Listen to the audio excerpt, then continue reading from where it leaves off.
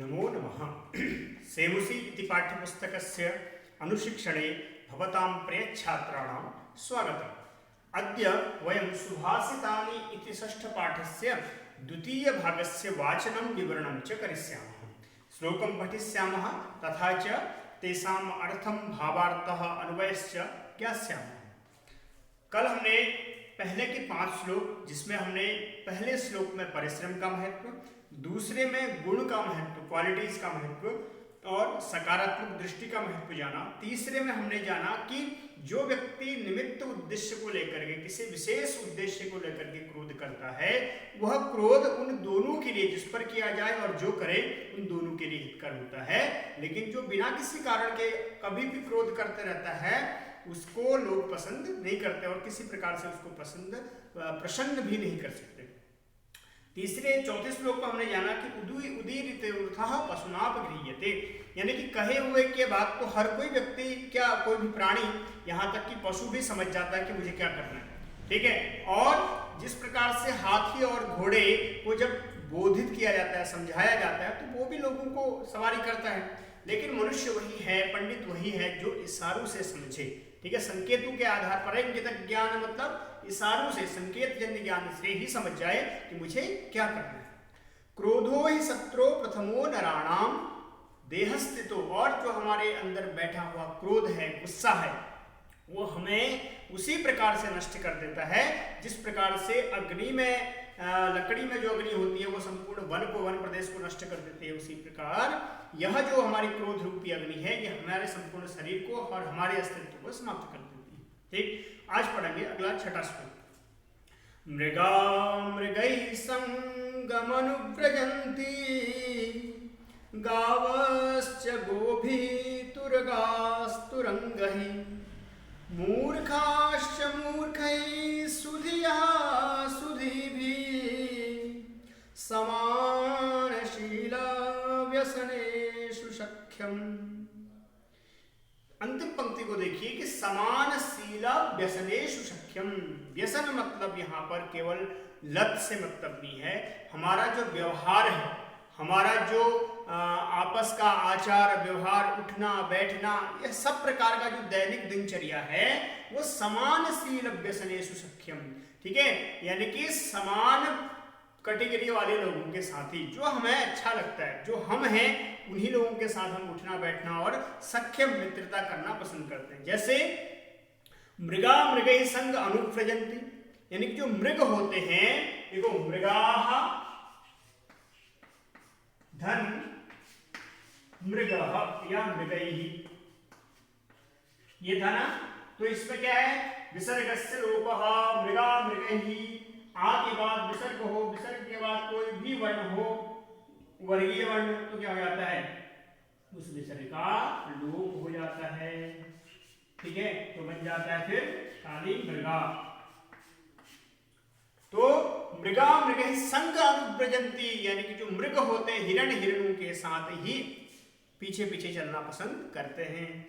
गावस्य गोभिः तुरगास्तुरंगैः, और गायों के झुंड के साथ चलती हैं, घोड़ों के साथ चलते हैं। मूर्खास्य मूर्खैः सुधिया सुधीभिः, यानी कि जो मूर्ख लोग होते हैं, उनको मूर्ख लोग ही, खाली गप्पे मारने वाले, टाइम पास करने वाले लोग ही पसंद होते हैं। पढ़ने लिखने वाला व्यक्ति उनको पसंद नहीं है, उनके समझ नहीं आता वो क्या पढ़ रहा है। ठीक है। तो ऐसे, और सुधया सुधी भी, और जो विद्वान लोग होते हैं वो विद्वानों की ही संगत करना पसंद करते हैं। इसलिए कहा कि समानशील व्यसनेषु सख्यम। ये जो मित्रता होती है, इस समान व्यसन वाले, समान आचार व्यवहार वाले लोगों के साथ ही होती है। तो जैसा जिसकी प्रवृत्ति होगी वो वैसे व्यक्ति को ढूंढेगा। ठीक है। जिस प्रकार से हिरणों के साथ, गायों के साथ और घोड़ों के साथ चलते हैं, उसी प्रकार से मूर्खों के साथ और विद्वानों के साथ चलते हैं। तो ये हम कौन सी कैटेगरी में हैं, ये हमें निश्चित करना है। ठीक है। भले ही हम अभी मूर्ख नहीं हैं, कम जानने वाले हैं, लेकिन हम विचार तो सकारात्मक रख सकते हैं कि हम अच्छे लोगों के साथ रहें, जिससे कि उनकी जो अच्छी चीजें हैं वो हम में भी आए। ठीक। ये चीज हमें ध्यान रखना है। अगला है कि सेवितव्यो महावृक्षः फलच्छाया समन्वितः यदि दैवात् फलं नास्ति छाया केन निवार्यते। कहते हैं कि सेवितव्यो महान वृक्ष, सेवितव्य धन महान, सेवितव्य धन महावृक्ष। तो इसमें क्या हुआ, विसर्गात् पूर्वम अविसर्गात् परम च म, तृतीय चतुर्थ पंचम वर्ण हो गया म, तो इसलिए विसर्ग के स्थान पर उ हो गया और अ मिल गया इसमें, तो मिलकर के क्या हो गया ओ। ठीक है, इस तरीके से सेवितव्यो महावृक्ष, हमें क्या करना चाहिए, बड़े से वृक्ष को, महान वृक्ष को हमारा सेवित करना चाहिए, उसको पानी देना चाहिए, उसको सिंचित करना चाहिए, उसकी गुड़ाई गुड़ाई करनी चाहिए। क्यों, फल छाया समन्वित, जो फल और छाया दोनों देने वाला महावृक्ष हो, ऐसे वृक्ष की हमें क्या करनी चाहिए, गुड़ाई निराई, उसमें अपना टाइम लगाना चाहिए। यदि दैवात् फलम नास्ति, कदाचित देव योग से, भाग्य के कारण से उस वृक्ष में अगर उस फल वाले वृक्ष में फल नहीं भी आए, तो छाया के निवार्यते, तो छाया किसने रोकी है, तो यानी कि हमारा जो लक्ष्य हो, जिसमें हम जिस पथ पर हम प्रदर्शन कर रहे हैं, ठीक है, प्रदर्शन यानी कि परिश्रम कर रहे हैं, हम श्रम कर रहे हैं, इतना देखो 12 साल पढ़ने के बाद हमें निश्चित होना चाहिए कि हम जिस पथ पर जा रहे हैं उस पथ पर क्या हो, फल छाया समन्वित, हमें सुख देने वाली और संतुष्टि देने वाला वह पथ होना चाहिए, वो लक्ष्य होना चाहिए। कदाचित हम वो नहीं भी बन पाए, लेकिन उसका जो अनुभव है, उस पथ पर चलने का जो हमारा अनुभव है, वो तो व्यर्थ नहीं जाएगा ना। तो इसलिए कुछ ऐसा लक्ष्य निर्धारित करें, ऐसे लक्ष्य की हम पूजा करें। पूजा से मतलब है कि प्रतिदिन उस लक्ष्य को प्राप्त करने के लिए जो भी हम परिश्रम कर रहे हैं, ठीक है, पढ़ना लिखना समझना समझाना, जो कुछ भी है, जो कुछ बनने के लिए हम कर रहे हैं, वो जो बनना है, जो लक्ष्य है, वो महावृक्ष है। ठीक है, उस महावृक्ष की हमें क्या करनी है, सेवितव्य, सेवा करनी है। सेवा कैसे करनी है, अलग अलग तरीके से हम कर रहे हैं लक्ष्य को प्राप्त करने के लिए जो हम करते हैं। अब कदाचित हमें वो लक्ष्य प्राप्त नहीं भी हुआ, लेकिन उस मार्ग पर चलते हुए जो हमें अनुभव प्राप्त हुए वो तो व्यर्थ नहीं जाएंगे। जिस प्रकार से बड़े से वृक्ष की सेवा करने से अगर फल प्राप्त नहीं भी हुए, तो उस वृक्ष की छाया तो किसने रोकी, केन निवार्यते, किसके द्वारा निवारित की गई है, तो इसलिए सबको प्राप्त होगी। ठीक है, तो इसलिए हमें ऐसे लक्ष्य को निर्धारित करना चाहिए। आगे कहते हैं कि अमंत्रम अक्षरम नास्ति, नास्ति मूलम अनुषधम, अयोग्यः पुरुषः नास्ति, योजकस्तत्र दुर्लभः। तो योजकः तत्र दुर्लभः, सब कुछ संभव है। अमंत्रम अक्षरम नास्ति, न मंत्रम अक्षरम नास्ति, कोई भी मंत्र ऐसा नहीं है जो अक्षर नहीं बन सकता। ठीक है, कोई भी अक्षर ऐसा नहीं, अक्षरम नास्ति अमंत्रम, यानी कोई भी अक्षर ऐसा नहीं है। ठीक है, यहां तक कि ओम इति अक्षरम, ओम एक अक्षरम ब्रह्म, ओम को क्या कहा जाता है, ब्रह्म। ठीक है, लेकिन योजक, ठीक, तो कोई भी अक्षर अमंत्र नहीं है, सब मंत्र, सब अक्षर क्या हैं, मंत्र हो सकते हैं। नास्ति मूलम अनौषधम, कोई भी जड़ ऐसी नहीं है जो औषधि नहीं है, सब जड़ें कहीं ना कहीं किसी न किसी औषधि के रूप में काम आती हैं। अयोग्य पुरुषः नास्ति, इस संसार में कोई व्यक्ति ऐसा नहीं है जिसको हम कहते कि ये किसी काम का नहीं है। ठीक है, ये अयोग्य है, कहीं ना कहीं किसी न किसी काम का तो होगा ही। ठीक है, उसको क्या है, योजकः तत्र दुर्लभः, तो इसमें हो जाएगा योजकः धन तत्र, तो सौ विसर्ग से स्थान में सौ क्यों हुआ, बाद में तो वर्ण है। ठीक है, तो योजकः तत्र दुर्लभ, वहां पर योजित करने वाला सही व्यक्ति की पहचान, अक्षरों की पहचान कर करके ही हम मंत्र की रचना कर सकते हैं।